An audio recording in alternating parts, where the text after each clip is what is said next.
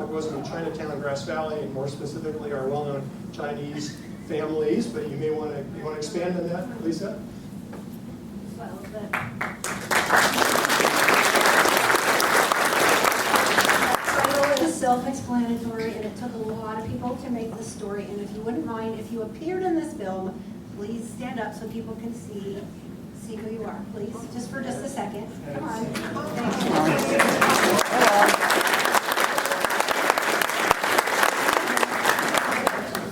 And then the video is going to be on my YouTube channel tomorrow, and Jeannie Wood will have the link. And so if you want to watch it tomorrow, you can. And finally, the raffle prize tonight will be, you have 4 options. Those adorable pumpkins over there, and then there's an additional prize under each pumpkin. So we'll do 4 drawings tonight. If you haven't purchased a ticket yet, it's too late. Odds are better if you like tickets. Here we go. Yep. If you're a Californian and you're not from an indigenous lineage, no matter what generation you're from or which time period your ancestors arrived, we all have a similar arrival story. When people leave from one country to another, whether it's a group or individuals, something bad is usually happening at home. It's either war, politics, famine, drought, something that's causing suffering. That is why people risk it all to go someplace completely new. Immigrant groups, regardless of where they settle, arrive seeking opportunities and new beginnings. Most are not prisoners, members of gangs, or mentally ill. Even in countries celebrated for their freedom, there have been dark chapters when injustices prevailed. Nevada County, like California, is an epicenter for historic immigration. It has seen a broad spectrum of cultural heritages.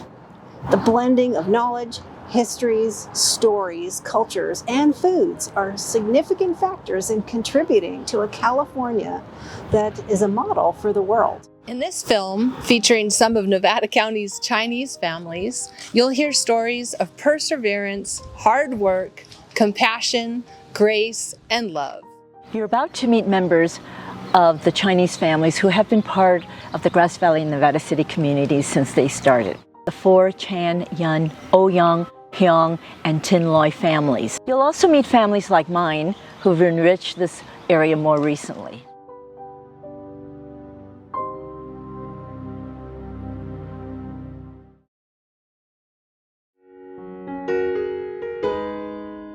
History is not there for you to like or dislike. It is there for you to learn from it. And if it offends you, even better, because then you are less likely to repeat it. It's not yours to erase. It belongs to all of us.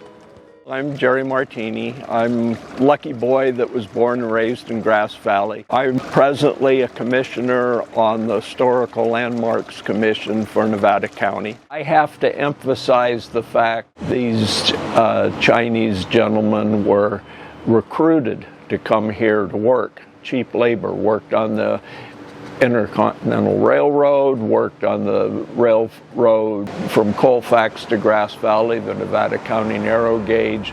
They dug the ditches for the flumes that supplied water to the mines.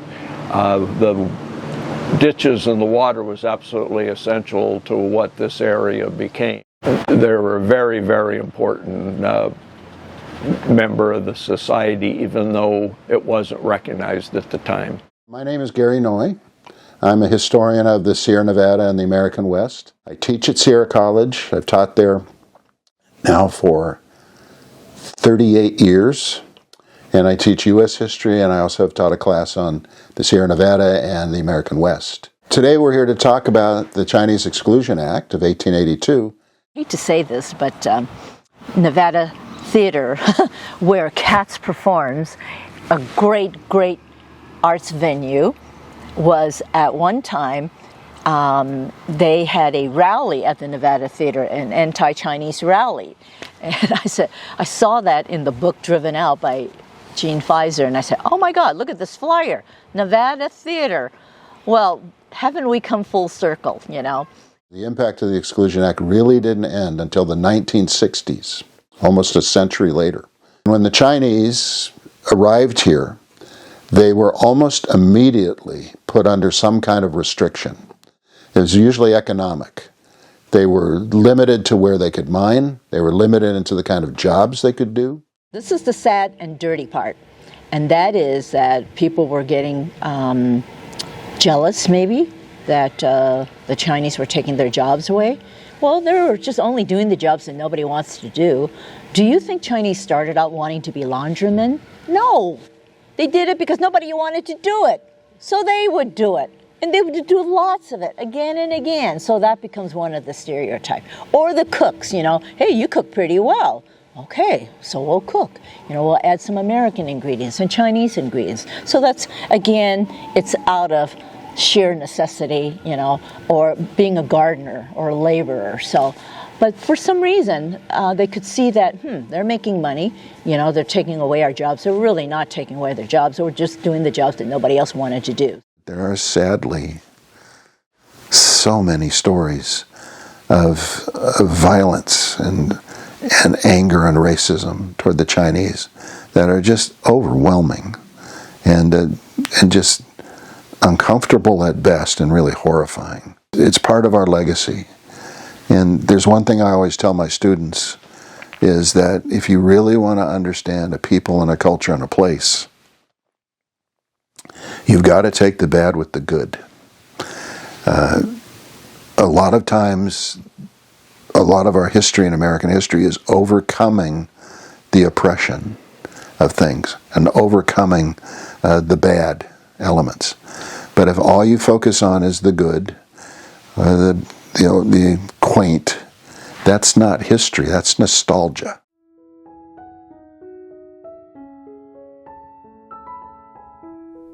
The Fore family had 6 children who were raised in Grass Valley along the banks of Wolf Creek. Family of 6 kids, 4 boys, 2 girls. We all grew up in Chinatown.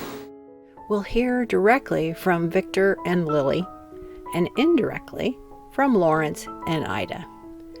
Through them, we'll get a small sense of what it was like to live in the Grass Valley Chinatown. For Ida and Lawrence, their sister Lily's descendants read and remember stories they heard. Descendants of Lily are Chans and Heungs. Chinatown is all old houses, Chinese grocery store, where we bought Chinese coconut candy and melon candy and stuff like that. And then most of the single Chinese were vegetable peddlers. My parents came from China, and my mother had bound feet, little tiny feet.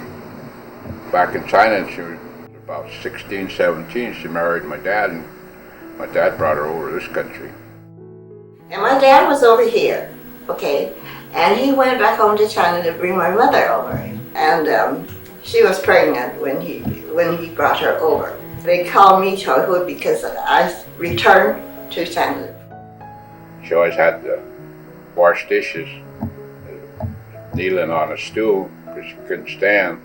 You lived where when you came back? In Chinatown, in Grass Valley. We were happy enough. I mean, we never want for anything, but I guess, you would want for something, but we didn't know any better, so it doesn't matter. I mean, we have everything. So anyway, we have each other, our brothers and sisters, and we all played together. I'm Allison Chan, and I'm going to be reading for Ida Mock. She is my great aunt. Our mother had servants when she lived in China. Her marriage to him was arranged. She picked a picture of him. It was quite a shock for her to have to do everything once she got here to California. Grass Valley was a step down for her, but she made the best of it. She never mastered English, but visited, drank tea, and spoke Cantonese with friends in Chinatown. She made her own traditional clothes. Chop kindling, bring the firewood in for fireplace. And we had 2 old stoves, cook stoves. Never cooked on gas like we do now, wood stove. But made good toast on the top of the wood stove.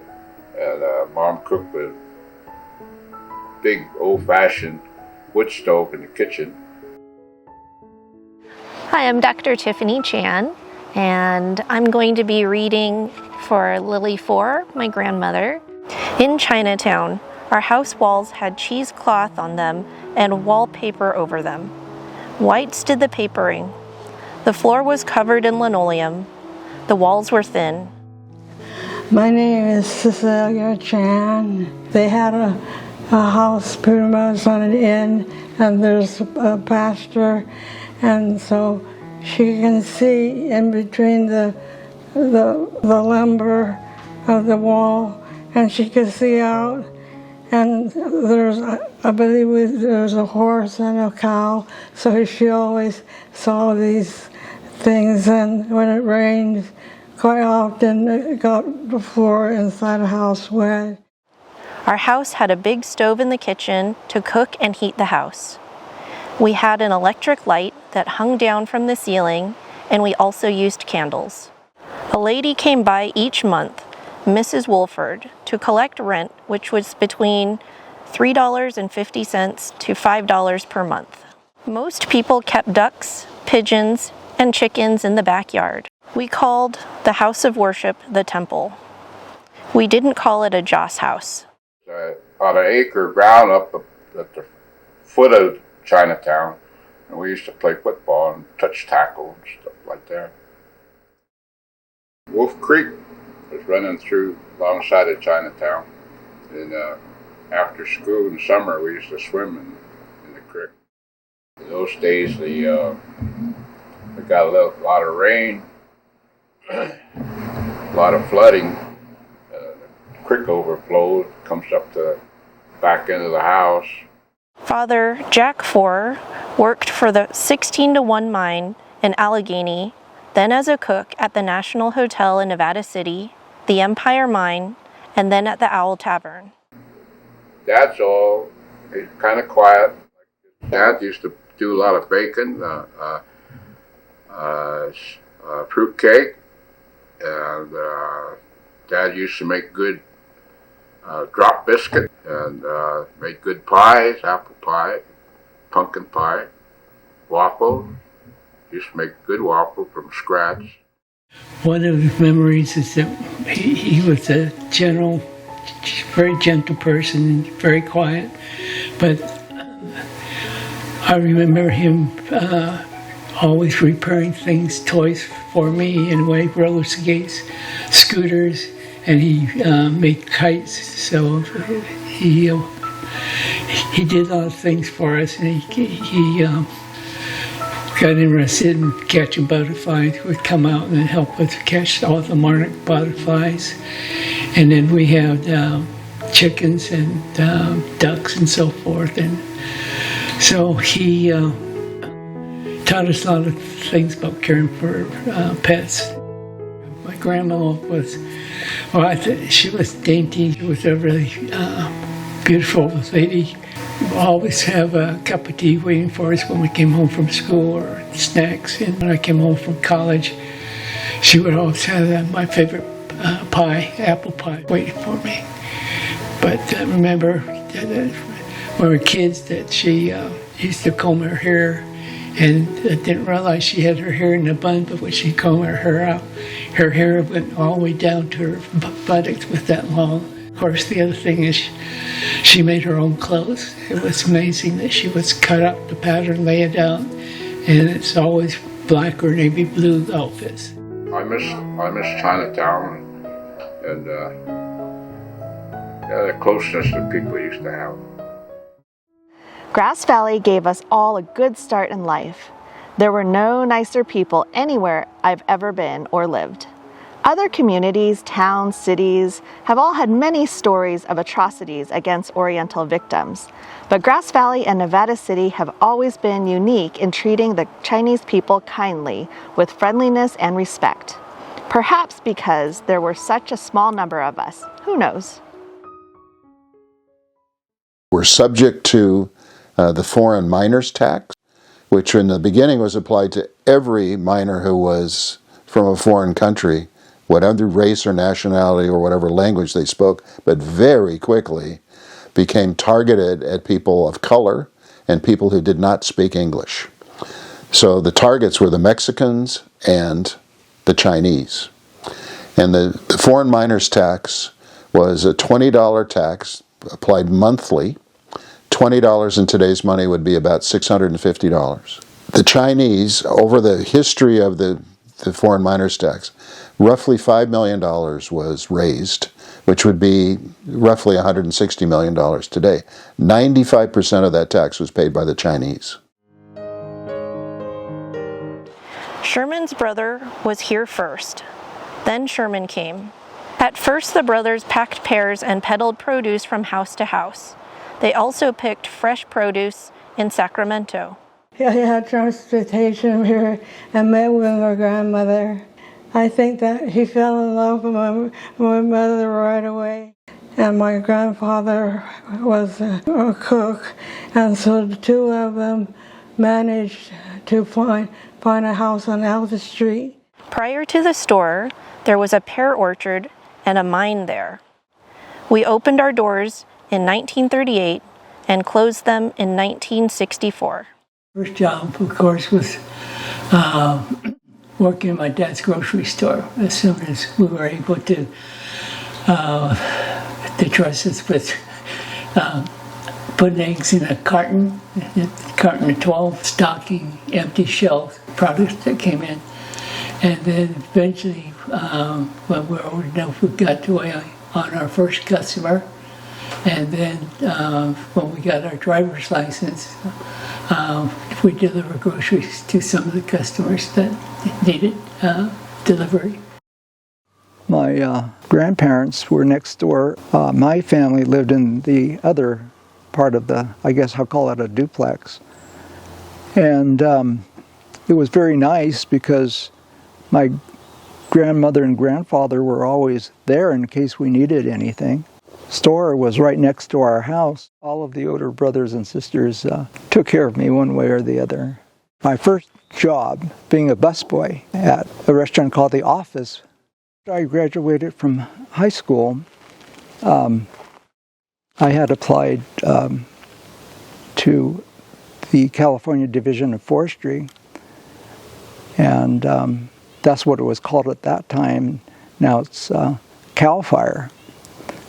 And I applied to be a firefighter, and so I did get a job, and I was assigned to the fire station in Nevada City. We had 6 siblings in the family, and all of them went to the University of California, Berkeley, Davis, except for Cecilia. She went to nursing school because she wanted to fly with the airlines, and one of the prerequisites to go overseas was you had to be a nurse. She applied to Pan American at the time was recruiting Asians for their flights overseas to China. She was, I think, the first class in 1960. Bob, his degree was optometry. He went into the Navy after he got his degree, and he made a career in the Navy, so he was in the Navy for over 20 years. After he retired from the Navy, he continued with optometry with Scripps Eye Clinic in San Diego. He has over 40 years of optometry practice behind him. When I came back to Grass Valley to practice, my wife Lisa and I are both optometrists, and so we asked Brother Bob whether he wanted to join us, and by that time he had had enough optometry, so he declined. My dad was from the old country, so he had his prejudices, but my dad always sided with the kids when when we got into trouble. So, well, she was a great mom. She kept the store running, and like I told a lot of people that they kept that store open 7 days a week, except for Christmas and New Year's, and half day for Thanksgiving. My dad didn't have much education. He did everything to help us achieve our goals. His philosophy, you don't work, you don't eat, so you have to do your share. But looking back, raising 6 kids, putting them through college, I have to respect that, especially with the times during the war years. So I think he did very well. First of all, be honest.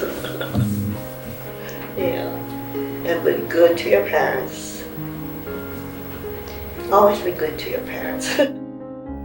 And we have our children, and so I think we got very, very fortunate, very, blessed. When the Transcontinental Railroad was completed, there started to be very serious anti-Chinese sentiment in California. The Chinese were the scapegoats for an economic downturn. And then the economy started to sour nationwide. And it ultimately led to an economic depression, what they called a panic in those days, the Panic of 1872. And with the downturn in the economy, as is always the case, people look for a scapegoat. And the scapegoat in California was the Chinese. They were subject to increasing restrictions. There were movements to move the Chinese, to purge them from communities. There were significant physical activities and economic restrictions put on the Chinese, and there started to be a call for excluding the Chinese from immigration, and if possible, to exclude Chinese from the communities. Many, many violent actions toward the Chinese. Chinese communities were torched. Truckee had, for a while, something called the Truckee method, which was restricting services and starving the Chinese to get them to be removed. In the town of Rockland, the Chinese were informed that they had to get out of town in 24 hours. This happened time after time after time. We have the pleasure of hearing from Patrick Tinloy. Well, I've been asked to discuss the contribution that the Chinese made to Nevada County, and I would prefer to address myself to the theme not as a one-way street, but as a two-way street. In other words, the contribution that the Chinese made to Nevada County and the contribution that Nevada County made to the Chinese. In the 19th century, the Chinese provided Nevada County, as it did with most of California, with a hard-working labor force. They could be found in the mines and working on the railroad construction crews for lower wages than most Caucasians. Chinese also added color and diversity to Nevada County of the 19th century, with their numerous festivities such as Chinese New Year's, Bomb Day, firecrackers, the beating of the gong, the sound of the Chinese shouting at each other in their native tongue, and the clacking sound of mahjong tiles bumping edges. These traditions are just a taste of the activity that went on in the local Chinatowns throughout Nevada County. But what did Nevada County give the Chinese? California did and has offered the Chinese a good life. Families were special because marriage and a life partner were not options for many Chinese male immigrants. For only the high and rich Chinese could afford a wife and family. If there was enough money, and if one belonged to the merchant class, one could afford a picture bride. This song from the book Songs of Gold Mountain by Marlon K. Hom illustrates the loneliness and pain of families separated. Pitiful is the 20-year sojourner, unable to make it home. Having been everywhere, north, south, east, west, always obstacles along the way, pain knitting my brows. Worried in silence, ashamed, wishes unfulfilled. A reflection on the mirror, a sudden fright, hair half frost white. Frequent letters home, all filled with much complaint. Picture brides arrived with bound feet. And I do have some memories of her from when I was very young. Well, I remember whenever she wanted to go anywhere, she had to be helped. She was always a little handicapped because of that. She could walk, but she needed support. You know, somebody would hold her arms on both sides. One of my early memories of her was just sitting in her bedroom with my cousin, and she would feed us peanuts. We were just there to keep her company, and I guess she kind of enjoyed seeing her great-grandchildren. These are my great-grandmother's shoes. I think she was the last one to have bound feet. The most beautiful feet are about 3 inches long, and they're called golden lilies. By 1921, when Eddie Tinloy went to China to bring back a bride, that practice had ended. And John is going to give his dad's life a biography. This is certainly a proud night for the entire Tinloy family to be here tonight to see Dad honored as Nevada County Citizen of the Year. Dad graduated from Grass Valley High School in 1916, and he attended the University of California, College of Pacific, and Western Reserve University in Cleveland, Ohio. In 1921, he met and married my mother. In 1922, Dad started in his first business venture, opening the Unique Shop. Ed Tinloy's father, and in those days, some people don't have enough money, so they need a loan or something. So he was kind of like a godfather. He loaned them money and they pay him back. One of their first business partners was Albert Lowe, husband of Eddie's sister, Annie. As one can imagine, when money is involved, sometimes things go well, and sometimes it causes permanent breaks in relationships. After that, incident, that part of the family was just kind of gone. It's always money. This is my grandfather's wall hanging, and he'd always put this in his window for Chinese New Year's. So it's a red silk wall hanging. It's decorated with the 8 immortals, and then it has a story about them in the center, about the 8 immortals. All kinds of animal symbolism, like down at the bottom there's a deer, and the deer is supposed to be the animal that can find the fungus of immortality. I think it has it in its mouth. The crane is supposed to be able to carry a person's soul up to heaven. Eddie and Alice's children, born in the mid to late 1920s, were probably the first generation to have leisure time. When my parents had moved into assisted living, I had to get their house ready for sale, and as I was going through one of the closets, I found this book up on the shelf, and I was really amazed and happy to have found it. The following are excerpts from Alice's diary, read by her daughters, Sue and Janet. What I have written in this autobiography has been done by a greenhorn in the field of literature, birth and parentage. Towards 7:30 o'clock, as the shadows of the evening began to deepen, on the 28th day of January, in the year 1924, I was born and became the first child of my parents. Being the first and only child at that time, I was naturally loved and petted by everyone, my aunt, grandmother, and grandfather. As a result, I became a very spoiled baby. The farm is 2 miles from Grass Valley. There are 9 rooms in all, and also a big screened porch where we slept during summers. In back of the house, there's a summer kitchen and a patio shaded by big apple trees. In back of this was the orchard. Grandfather made swings and a seesaw for us. Here, my brothers and I spent many happy days playing cowboys. I was a regular tomboy, playing cowboys and Indians and climbing trees, as well as my brothers. When 6 or 7 years of age, I discovered the magic of books. So during summer vacations, tired of playing, I would go off by myself to read. In this way, I spent many happy hours following the adventures of the heroine or hero of the story. When Grandfather was getting too old to work on the farm in the hot sun, Daddy built a house in town, and in September 1936, we moved into our new house.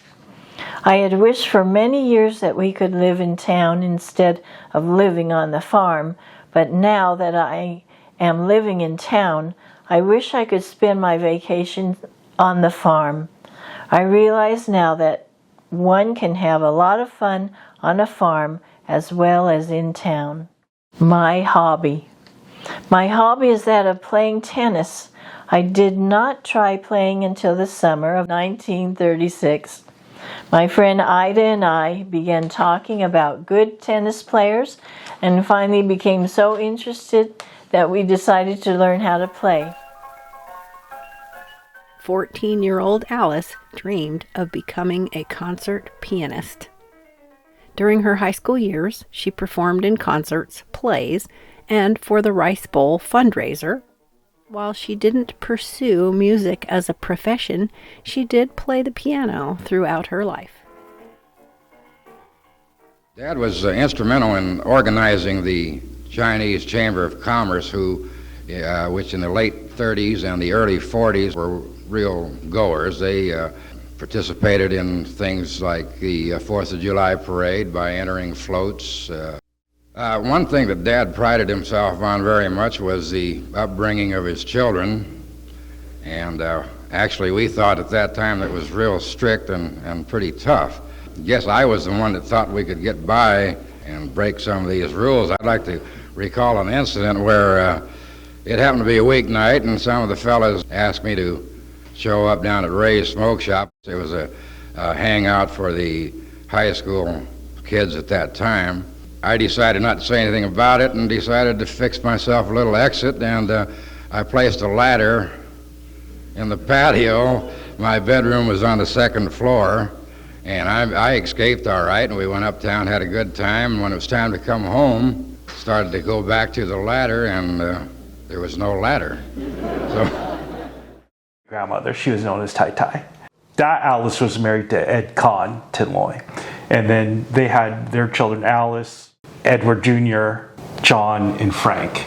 John and Alice stayed up here, and my grandfather, Ed, and his father, Frank, ended up moving to Oakland.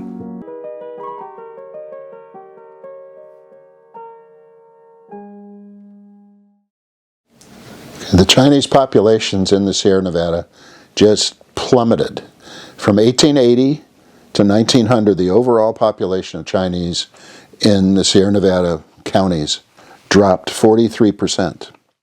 And in some counties it was even higher. Nevada County was 79%. San Francisco Chinatown grew dramatically as a result of this. There started to be significant calls right around the end of the 1870s through political parties that were very much anti-Chinese in sentiment, like the Working Man's Party, to have an exclusion of the Chinese, to stop immigration of the Chinese to the United States, and to put even more significant economic restrictions on the Chinese who were already here. And so many politicians started to call for exclusion, and California politicians were no exception. And one of the leaders of the movement was Aaron Sargent, who was United States Senator from California and lived in Nevada City. Aaron Sargent has some good sides on his ledger, but he also did one thing that was really, really, really awful. And he was a sponsor of what came to be called the Chinese Exclusion Act. From his first days in the U.S. Senate, Sargent spoke against the continued presence of the Chinese in California, which had by far the largest state population of Chinese immigrants. In 1876, he gave an anti-Chinese speech on the floor of the Senate that was published and widely distributed. This is an excerpt which captures the thrust of his speech. This is a quote. "The Chinese are swarming millions of men, alien not alone to our blood and our language, but to our faith. Chinamen as a race are addicted to all the nameless vices characteristic of the Asiatics. The Chinaman can live on a dead rat and a few handfuls of rice and work for 10 cents a day. There can be no remedy except general exclusion. And so, with that in place, the momentum building, political pressure from the Working Men's Party in California, from anti-Chinese societies that were blossoming like flowers throughout California,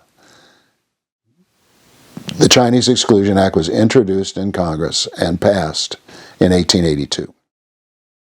I'm Phil Oyung. My grandparents came from Guangdong province in China around the turn of the century, and they had a sponsor which was part of the mine owners that were operating the Empire Mine at that time.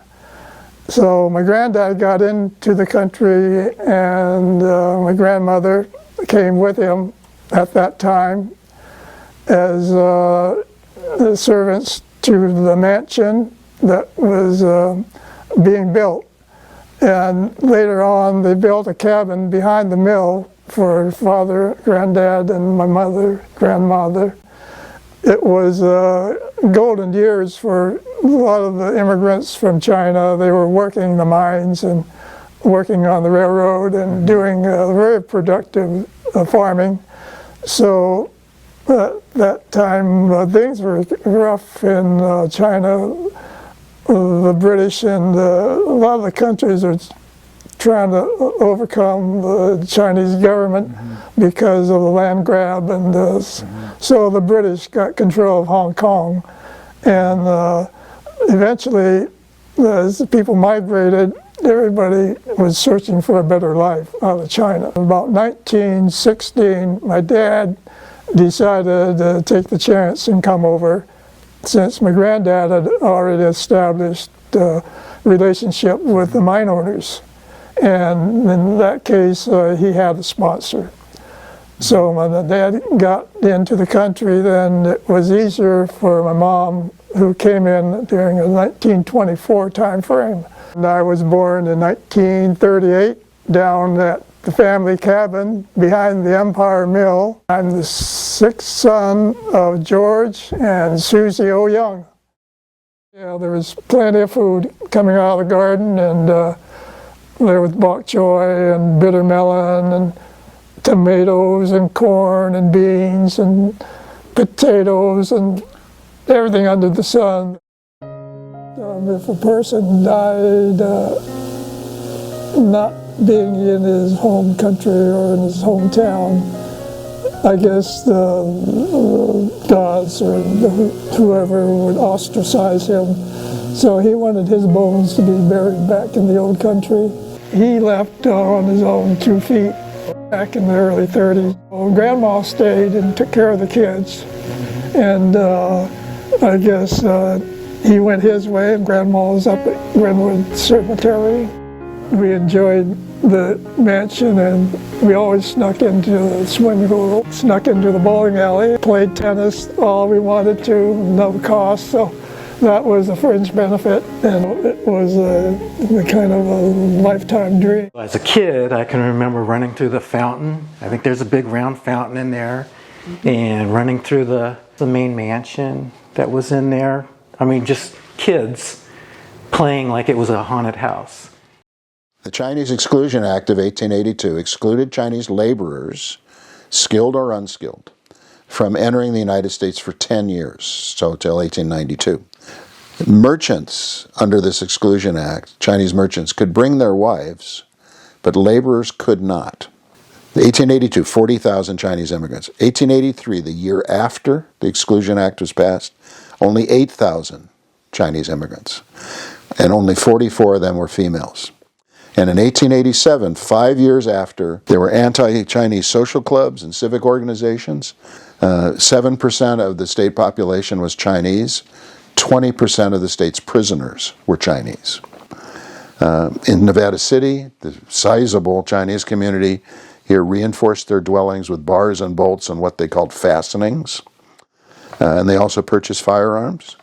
And in Grass Valley, the city government refused to honor a Chinese boycott. So there was evidence of resistance. My name is Heung, and next one is my husband, Heung. My father come over 1949 because the Red China should run away Mao Zedong Mao. To illustrate why Chinese people were immigrating to America in the 1950s, I'm reading from Lisa C's book, On Gold Mountain, The 100-Year Odyssey of My Chinese American Family. During the years of 1950, 1951, and 1952, Mao himself guessed that over 800,000 counter-revolutionaries were killed. A broader estimate, which includes landlords beaten to death and other civilian executions between 1948 and 1955, puts the number at closer to 4 million. In 1957, an anti-rightist campaign was targeted against another 500,000 Chinese. Their deaths numbered in the tens of thousands. Then, in 1958, Mao launched the Great Leap Forward, designed to encourage China to catch up with the West, resulted in the greatest famine known to mankind. It has been suggested that as many as 30 million people died between 1958 and 1961. Jack Bing Yak grew up and had an established career in China. He was a school principal. This is that China turned to be Mao, so my father has to be come to USA. Before in China, my father just finished his Chinese doctor degree. In 1949, Jack left the country and immigrated to the U.S. He would leave his extended family, his wife, and 7-year-old daughter behind. Over the next 20 years, Jack would only see his wife and daughter once in 1958. My father is here before he comes in 1949. Yeah, he worked with our uncle in the meat wholesale down the Millsville. We are both teachers in Hong Kong until the 1969. Our parents say, you guys should get married, get a family. And then we realized, all right, let's go get married. But my father want me come over before we get married. Yeah, because that time will be easier to bring him over. My father want to start the new business. And then we moved up here in 1972 at July and start the bonanza market.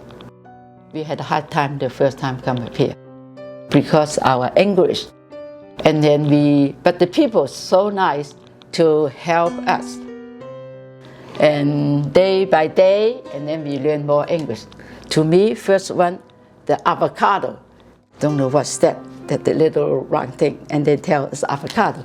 So we learn and learn, and people so nice. And then we had 4 people work. My father worked the butcher, and Eugene worked the butcher. I am the checker and everything, do the bookkeeping. Mother stay home and take care of my 2 girls. He is very smart, my father. And then we are so glad he found this nice community for us.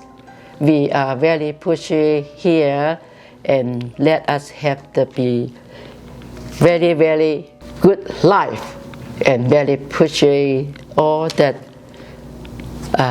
friend and customer, from customer turn into good friend, and everybody's helping, even in our home.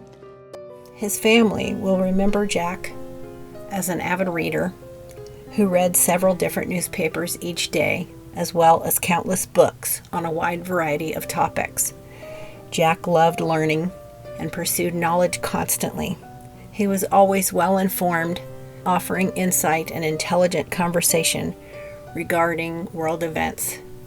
He impressed upon us the very important value of education and encouraged all of us to learn more each day. My mother has passed away too, this 2005, and that time we trying to decide it, sold the business and the grocery. That is a hard time for me. This community let us have the nice family and raised 2 daughters and very happy life until we are retired. Don't have to worry about the living. Cannot find any better place to live than here in this country, Grass Valley and Nevada City.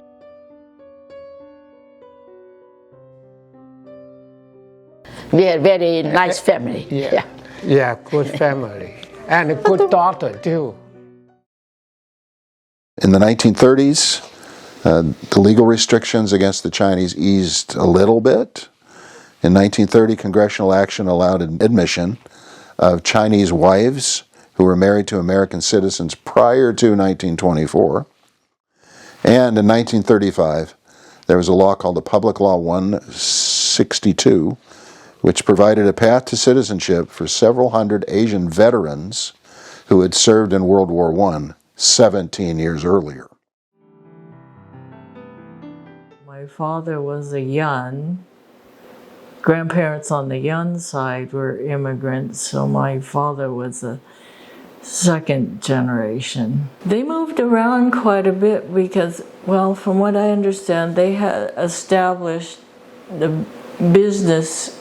You know, the Pacific Dollar Store was owned by my father's family. Arthur Yun opened his first dollar store in Oakland, California. The family had dollar stores in Vallejo, Santa Cruz, and Woodland. In 1935, Arthur moved the family to Grass Valley and started the Pacific Dollar Store. He also started a grocery store. I'm the oldest of 7, 5 boys and 2 girls. I came to Grass Valley from San Francisco when I was 14 years old. In 1935, Ed remembered picking pears from 2 trees in Memorial Park and bringing them to the grocery store to sell. Faye had 7 children in 10 years. She was always home. They didn't go out much. And Faye was a good cook, but the children didn't like it that they always had rice with whatever she cooked. I never was too much for studying, so I never took book home to study, but I did fool around in class. So I did all right in math, but in my history and civic class, the teacher there told me if I didn't behave myself, I would be back next year. I told her, fine. When I come back next year, I'll be twice as bad. So she graduated me. They were a little crazier than the Tinloy brothers, and I think they got into a little more trouble. My dad would always tell the story about throwing a shot put into the toilet at school and breaking the toilet. And then one day some fellow said there's a little market out Hills Flat that's up for sale, a little meat market. So he looked at it and he liked the looks of it, so he bought it. Business at the stores picked up, and Arthur was able to buy the property and enlarge the building. The store moved from Neal Street to Mill Street as it grew. After 2 years and having trouble finding enough help, they moved to Hills Flat. When they started we're going to open up the Hills Flat Market grocery store, there were some suppliers that didn't want to help them out, to stock their store. But he mentioned somebody that really helped them with that. Whoever it was that sold the bread helped them, develop all their stock in the grocery store. So it seemed like when there was one negative thing going on, that a group would get together and help them get through that, and get them included. Faye and Arthur Yun always stressed that their children should all go to college and get an education. I was sent to Indianapolis, Indiana to finance school and basic training because I had all the business courses. His military service came to an end when he broke his leg in a baseball game. While at Cal, I met an old Grass Valley High School friend, Alice Tinloy. I took her out to dinner one night, and we are still having dinner. The couple moved back to Grass Valley, married, and had 3 children, Susan, Janet, and Ron. So we stayed together for 65 years.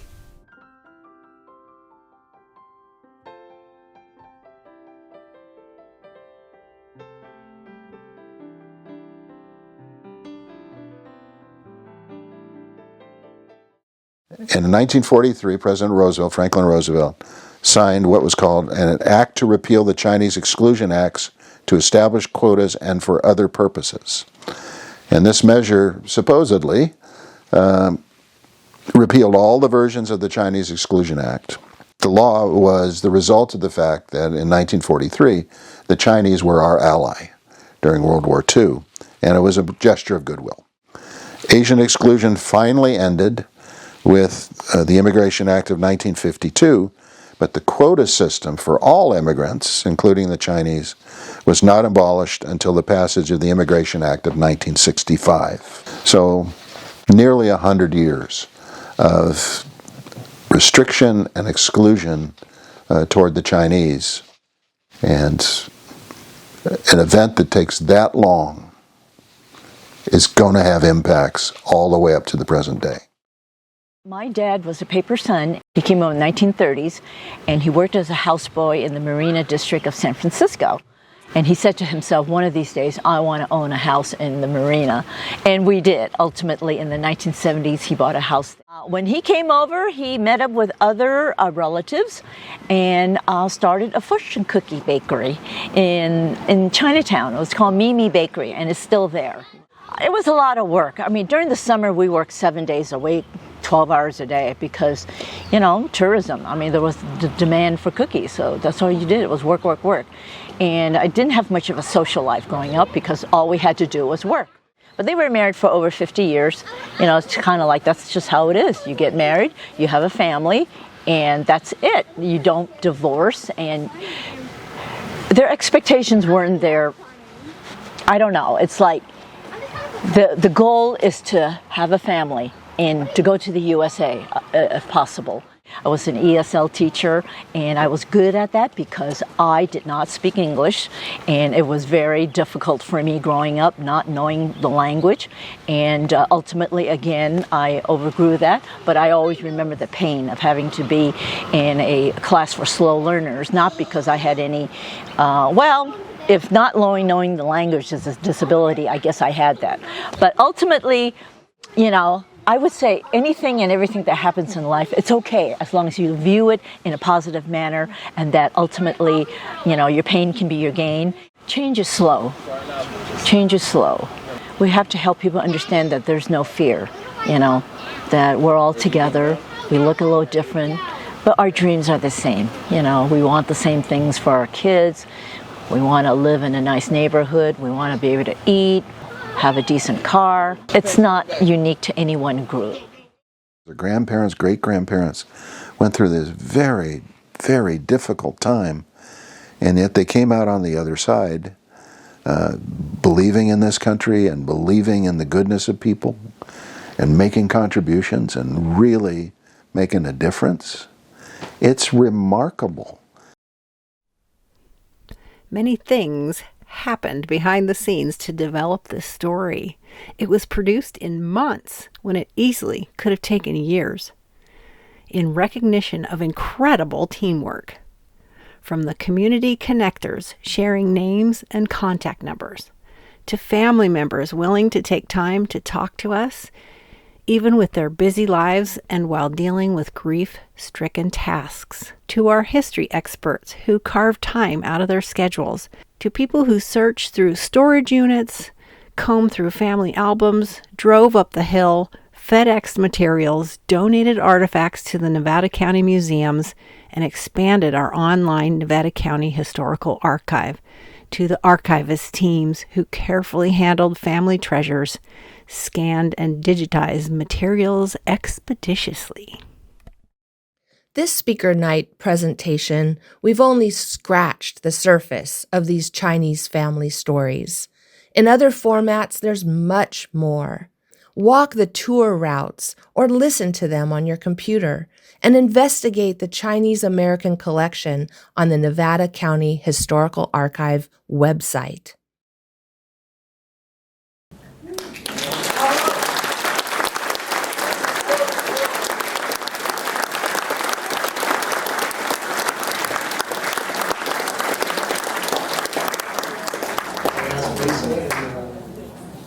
Rose to come forward, please.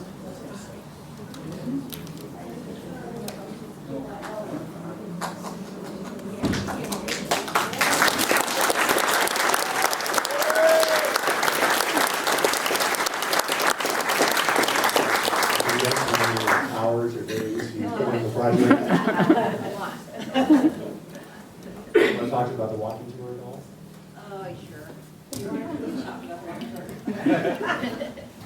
There are 3 walking tours that will be live next week on Izzy Travel.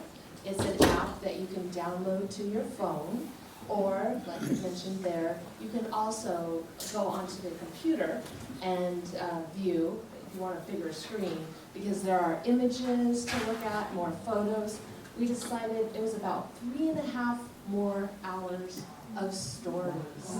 Many people are reading from journals and articles, and it's just really beautiful and touching. And I'm excited to walk the tours myself. Do we have questions for our families or historians? Questions?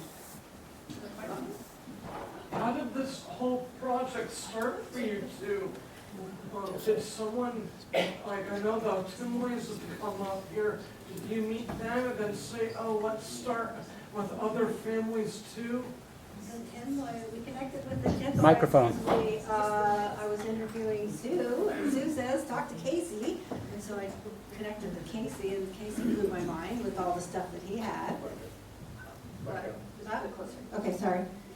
So, yes, it was just sort of like you just got started, and then the connection started happening.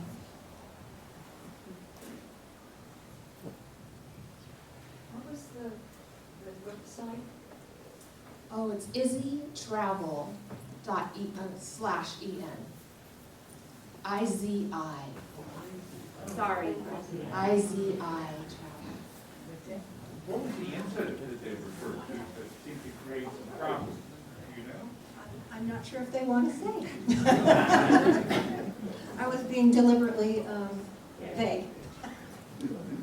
And we're going to have Gary and Jeannie come up if anyone wanted to ask them questions as well. Jeannie Wood and Gary Noy.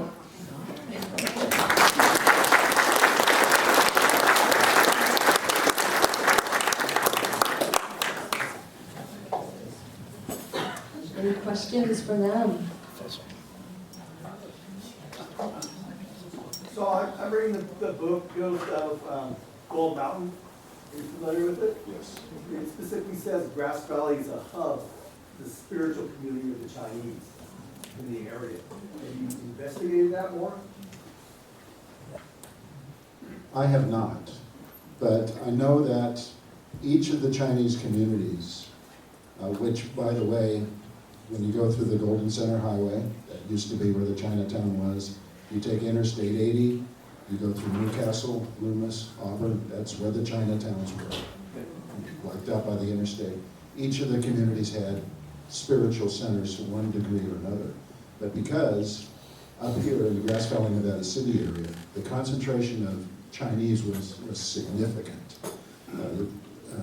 In Nevada City, a majority of the population was Chinese at one time. And so the impact of the spiritual center has to do a lot with numbers, I think. And it was certainly a factor. And so I think it was an important part of it. Do you want to talk to that? How many Chinese were there at some point? Is it thousands? Yes. Yes. Thousands? Yeah, and particularly if you go back to the gold rush era, it's probably more than we know, because the censuses of that time period are notoriously inaccurate because of the transitory nature of the gold rush. It was certainly high. And if you go throughout the gold country, going down to Mariposa and Sonora and all those part of the communities, the populations of Chinese was significant. And sadly, what happened with the exclusion and the later purges, the Chinese presence started to just disappear. They became vanished, basically. But at one point, it was very significant. Do you remember Wally Hageman, the late Wally Hageman? Okay, in a past life, he was Chinese. I mean, when I met him, he says, "You're not Chinese enough." I said, "Oh, he's not Chinese American." But he did tell me that there were more Chinese here than in the big cities. Yeah. I mean, they were driven out, and ultimately they settled in Sacramento and San Francisco, you know, but we had more Chinese here than in the big cities. That's correct. And at one point, Dutch Flat was the second largest Chinese community in California. And it rivaled, according to some sources, and it's disputed, but according to some sources, it was at one point larger than San Francisco because the workforce for the Transcontinental Railroad were centered in Dutch Flat. Dutch Flat was the original western terminus of the Transcontinental Railroad. And so it was a significant population. Okay, so this past July 4th, and several July 4ths in the past, there's an organization in the Bay Area that is into Chinese American history. And so Tina and I and my sister and brother-in-law, we have this email that says, "We're going to be in the Dutch Flat July 4th parade." And then we were there, and we were there, I mean, us and many other Asians from the Bay Area and Sacramento, so we were in the parade. And then they have a cemetery where they had hired people using, what is it, Tina? Was it some electronic something? They know there's bodies buried there, okay? They know there's bodies buried there. And then so they've gotten some funding, and they put flags on the areas in the cemetery where there are bodies. So there's the white section and the Chinese section.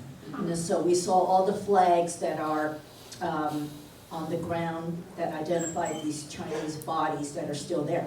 And then they had a structure, what they call a funerary of some type, where there's calligraphy and you burn incense and all that. And so we bowed and did that and did whatever they told us to do, because I'm Chinese American, I don't know everything. So it was wonderful to see that the drift. There's a historical society in Dutch Flat that's very into preserving history, especially Chinese history. Yeah, Golden Drift, yeah, right. And they're working with this Bay Area or Sacramento organization, and they're always fundraising. The more money they get, the more they can do. So they've just started scratching the surface in terms of identifying the Chinese grave sites. And eventually they probably will do more, but right now there's just little flags. Lots of little flags. How many, Tina, do you remember? How many? Hundreds? Thousands? I don't know. Lots. Perhaps one more question. Hi, I don't know if you can hear me, but we've heard so much about the racism and the challenges and the horrors, and yet it seems like so many of these families here had positive experiences and were able to thrive and create a legacy. And I'm just wondering if you could speak to that. What is it about Nevada County? Well, I think it's a combination. Gary, can I say something Sure, to that? absolutely. You want to come up here? Yeah, Gary, come on. But as he's coming up, I think it's a combination not only of Nevada. I'm a Nevada County kid. I'm from Grass Valley, so I'm Nevada County's a good thing, but also simply the resilience of the culture. It's an extraordinary culture. Yes, and Patty, are you here?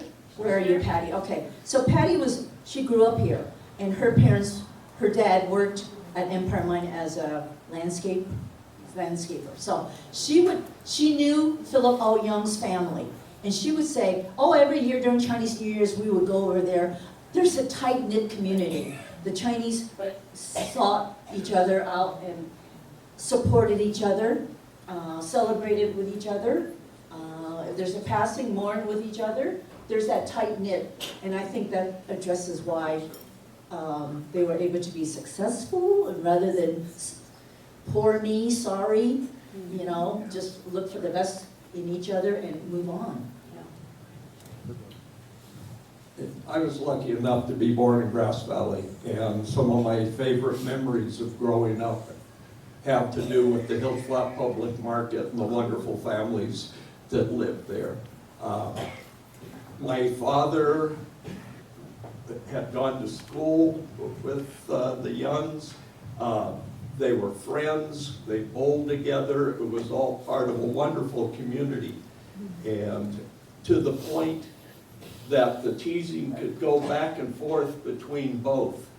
My dad's a little guy like this, and his fishing buddy, Johnny Contact, was a big husky guy. They'd come in to shop at Hills Flat Public Market, and their nickname was the Flintstones. I just want everybody to know that these are wonderful people.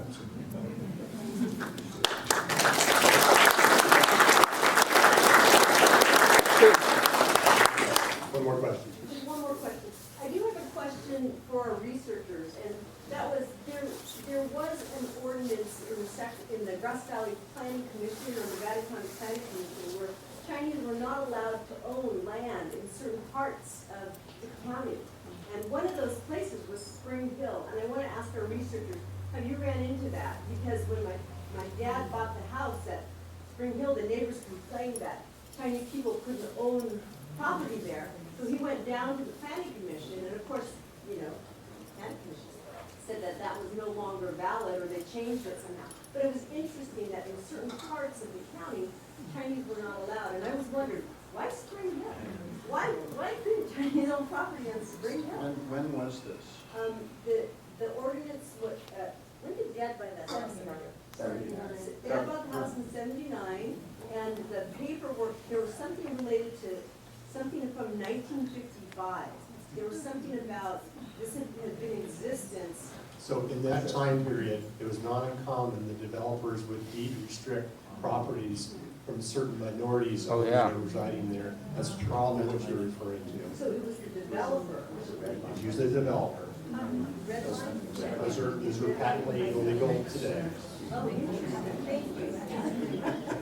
Where was the Hills Flat Market? Hills Flat. You know where the roundabout is? Yeah. The Old Country Tractor Supply. Yeah, right there. Two final questions. Rose, is there a sequel in the works, or what's your next project?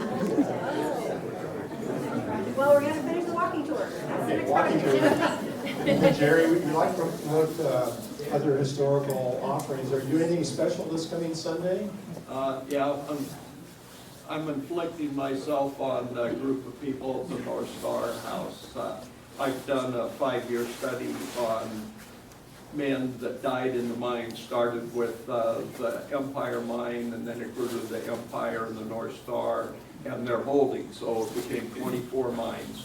Not all of the mines in Grass Valley by any means, but 24 mines and 160 dams, which really isn't that many when you consider how many mines, how many miners there were, and how many working hours there were involved with that. Actually, what we've been able to find out is perhaps this area was as safe, if not safer, than anywhere else, and certainly safer than deep sea fishing. So where and what time is that on Sunday? Be at the North Star House Sunday at 2. Okay, and tickets are available via the North Star website. Yes. You need a ticket. I think they may be doing some at the door, but last word I had sounded like there's going to be some Buy a people ticket in there. advance is my recommendation. Yeah. So that concludes tonight's program. Hey Dan, could we have the members of all the families that are in the film stand up? Not just the ones that were actually on the thing, but the members of the families. Because a lot of them came a long ways.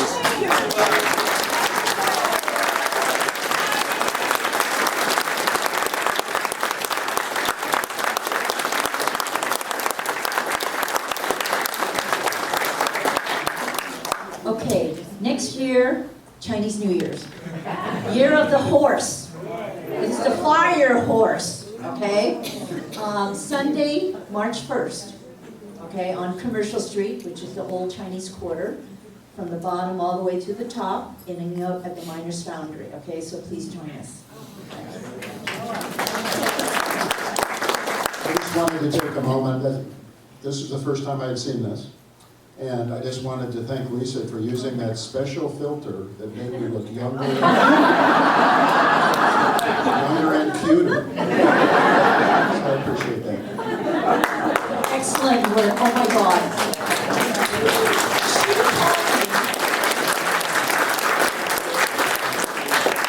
You are so creative. I know people. So she told me about this project, and I said, okay, well, you guys should talk to these people. But I just gave her ideas, and there's some people and some phone numbers and emails, and I said, you just go talk to them, and you created this masterpiece, both of you.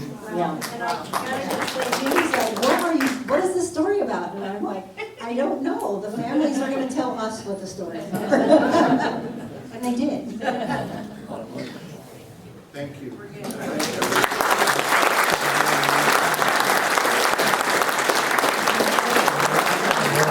We'll ask for your patience. The park tonight is pretty crowded in here. Do you have hangers for